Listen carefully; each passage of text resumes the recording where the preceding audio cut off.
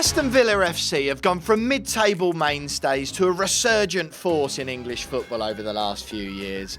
They've returned to European competition, taken down giants Bayern Munich and PSG at home, and under Unai Emery they've become one of the Premier League's most exciting teams to watch. This is a club steeped in tradition, a founding member of the English Football League, European Cup winners and proud residents of one of the most historic stadiums in world football.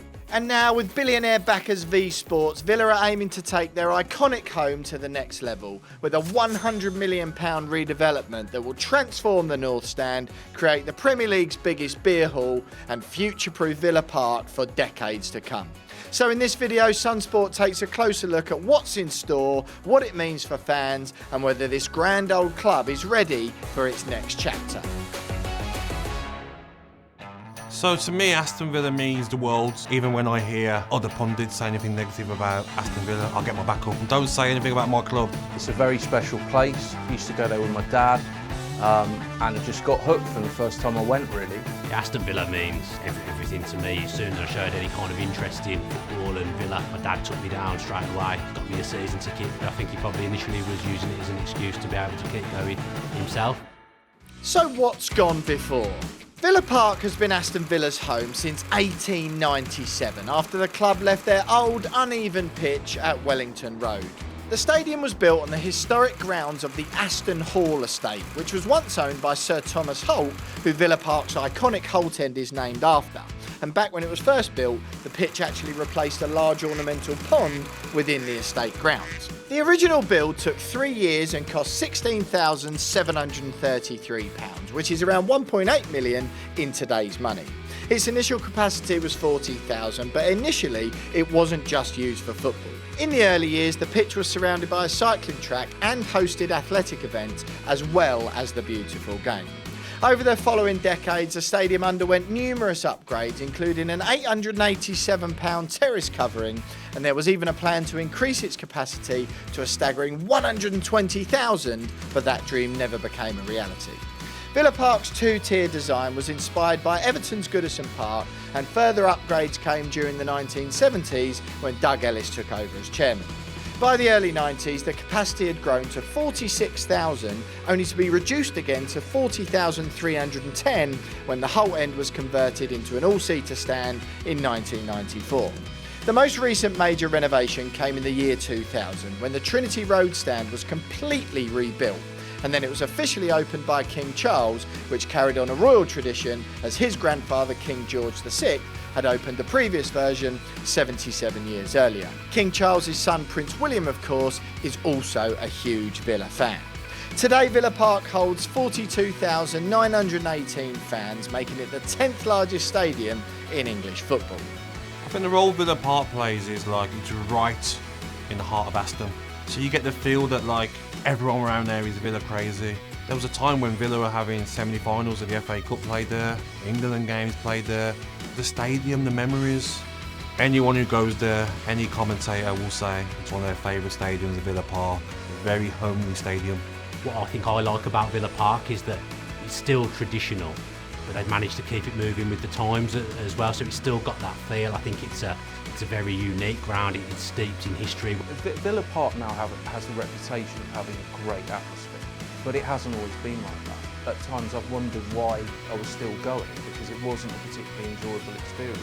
I think a lot of people sometimes forget that there were tiers within stands that were closed for years of the Championship, and now there's 25,000 people on the waiting list. So why now? Calls to expand Villa Park have been around for years, but they only turned into serious plans after V Sports took over ownership from Tony Gia in 2019.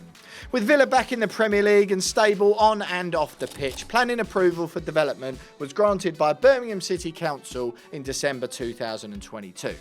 Initially, the idea was to demolish the North Stand and rebuild it entirely, but that plan was shelved by Villa's President of Business Operations, Chris Heck, who called it a bad idea as it would have dropped stadium capacity to just 36,000 for 2 full seasons between 2024 and 2026. But then, in December 2024, fresh from celebrating their 150th anniversary, Villa unveiled a bold new vision for the ground.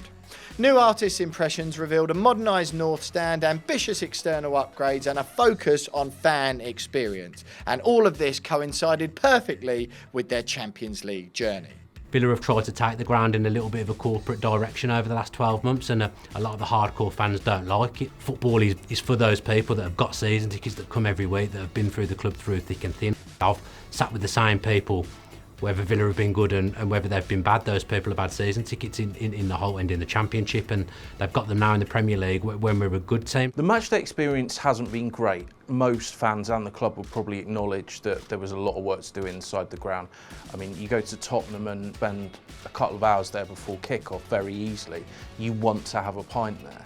You go to Villa and you're at Villa, so you'll have a pint, but it's not really where you want to be before kick-off. I think the concourse of the North Stand is something that they massively needed to do, and they are going to do it. So what exactly are Villa planning? Well, the headline act is a major overhaul of the North Stand. In April 2025, Villa confirmed they'll be upgrading the stand from 5,000 seats to over 12,000, more than doubling its current size.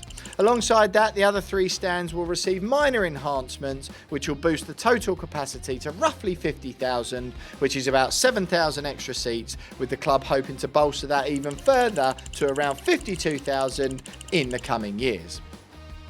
Ironically, even with this expansion, Villa will slide down the Premier League capacity rankings, with Everton set to move into their new 53,000-seat Bramley-Moore Dock home this summer. But Villa's upgrades go far beyond just more seats.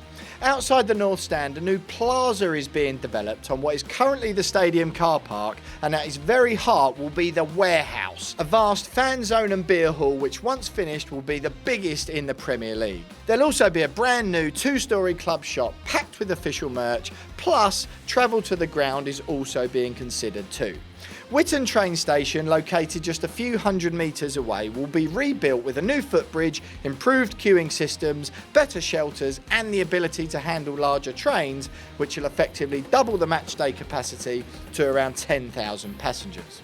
Yeah, I think it's the right thing to do. There was talk about it maybe a season ago, but to have that stand maybe not be able to use for Champions League games would have been a big loss to the club. But there used to be a place that they used to call Stumps. We used to go there as kids, and sometimes the academy players would train there and stuff. They've got rid of that now, and they've got the space there to make it bigger. You can add fan zones as well, rather than move, because I feel like clubs should have their stadiums right in the area.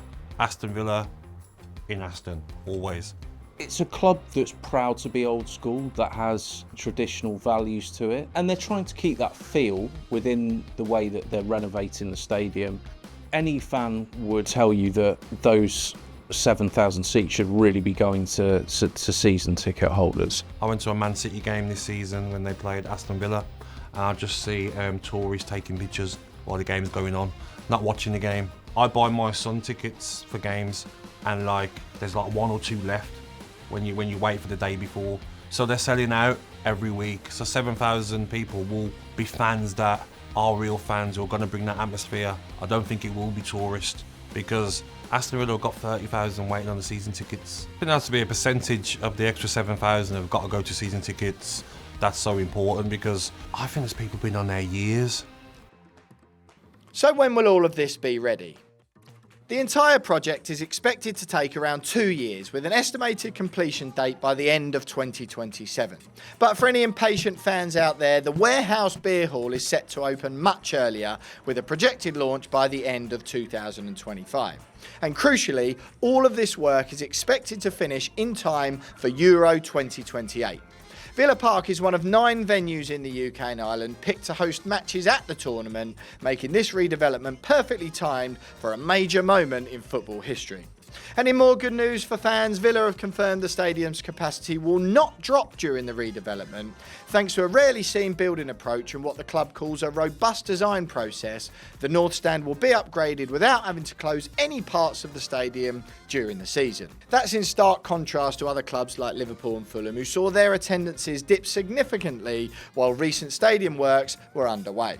They didn't want to expand the ground in a way that they would lose seats now that they've reached a level that they're in European competition. So they didn't want to be playing in a Champions League game, but with only half a North Stand. So they're trying to build it outwards in a way that's not going to affect the existing capacity. So how much will all of this cost? Well, in short, about 100 million quid. Most of that will fund the North Stand redevelopment, but the club is also investing heavily in the plaza, the transport upgrades and fan-facing facilities, as we mentioned already. To put that in perspective, Liverpool's Anfield Road stand extension cost around £80 million, Fulham's Riverside stand came in at a whopping 120 million, and Arsenal are currently weighing up a £300 million upgrade to their Emirates Stadium. So while Villa's project is far from cheap, it's bang in line with what other ambitious clubs are spending, and for what they're getting, it looks set to prove excellent value in the long run. Do you know what? It's very expensive, but you've got to look at, you're creating extra seats, that's more revenue on tickets, but also you're improving facilities. The fan zone they're going to build and other revenues that are going to bring in money. And let's not forget, these are big billionaires. Some of these owners, this is theirs. I own this football club. I want it to be the best I can do. So 100 million to them. Do you know what I mean? It's like a tenner to me and you. So will all of this be worth it? Well, that's the £1 million question, or in this case, the £100 million question. For starters, more fans in the ground can mean a better atmosphere, although as most match-going fans will tell you, that does depend on the type of fans who gain access to the new tickets, with plenty of clubs being criticised for catering to tourists and day trippers rather than loyal, passionate locals, and that also affects atmosphere. One thing that can't be denied though is more seats means more ticket sales, more merchandise sold and ultimately more money flowing into the club. Villa estimate the redevelopment will generate £120 million extra annual income for the local economy, while also creating 1,700 full-time equivalent jobs in the area. But it's not just locals who will benefit, because the Warehouse Beer Hall will also double as a 3,500 capacity indoor venue, hosting major music events and even boxing nights in a bid to become the West Midlands' premier indoor arena.